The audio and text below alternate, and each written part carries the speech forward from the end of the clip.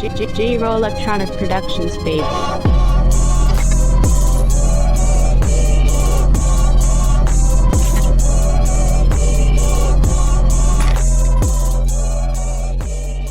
Welcome to DEMOCREPUBLIX, where we cover the real news that matters to we the people. Before we get started, you can support this channel by clicking the like button, subscribe and click the alarm bell for new content and for notification when we go live. You can also purchase the new Let's Go Brandon t-shirts at tinyurl.com/DRN-shirts or click the link in the description. An expanded book of the New York Times 1619 Project is already on top of Amazon's bestseller list before it has been released. The book, based on the project led by the New York Times staff writer Nicole Hannah-Jones, is set to come out Tuesday. The book landed on bestseller lists on Amazon, the world's largest book retailer, over the weekend as Hannah-Jones travels across the U.S. promoting the book for libraries and schools. As the Associated Press reported, the 1619 Project book already has reached the top 100 on the bestseller lists of Amazon.com and BarnesandNoble.com. Online seller Bookshop.org has set up a partnership with the publisher One World, an imprint of Penguin Random House, for independent stores such as Reverie Books to donate copies to local libraries, schools, book banks and other local organizations. Hannah-Jones' promotional tour is a mix of bookstores and performing venues, and at least one very personal journey. She will make appearances at the Brooklyn Academy of Music and the Free Library of Philadelphia.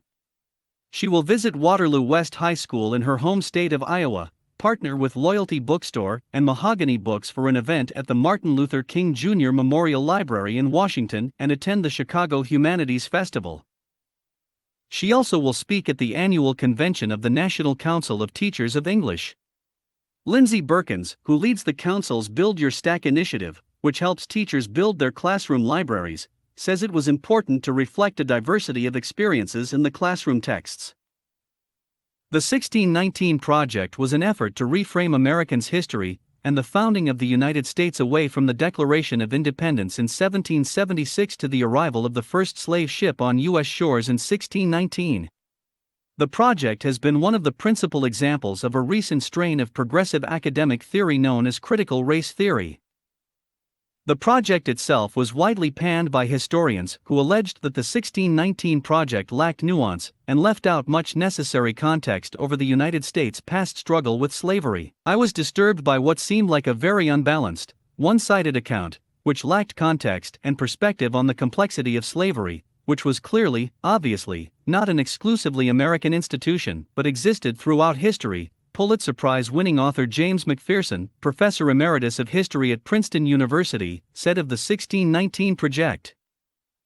Pulitzer Prize-winning author Gordon Wood, professor emeritus at Brown University, said, "I read the first essay by Nicole Hannah-Jones, which alleges that the revolution occurred primarily because of the Americans' desire to save their slaves. She claims the British were on the warpath against the slave trade and slavery, and that rebellion was the only hope for American slavery.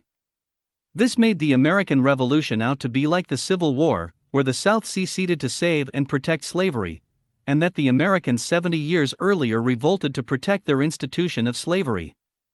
I just couldn't believe this. I was surprised, as many other people were, by the scope of this thing, especially since it's going to become the basis for high school education, and has the authority of the New York Times behind it, and yet it is so wrong in so many ways." James Oakes, distinguished professor of history and graduate school humanities professor at the Graduate Center of the City University of New York, slammed two of the project's central claims, that racism is an uniquely American sin and slavery is built into the DNA of the United States. "These are really dangerous tropes. They're not only ahistorical, they're actually anti-historical," he said. Let us know what you think. Leave your comments down below. Like, share and subscribe. And check out our Patreon for exclusive content and democrepublix.com for the latest in news. Until next time.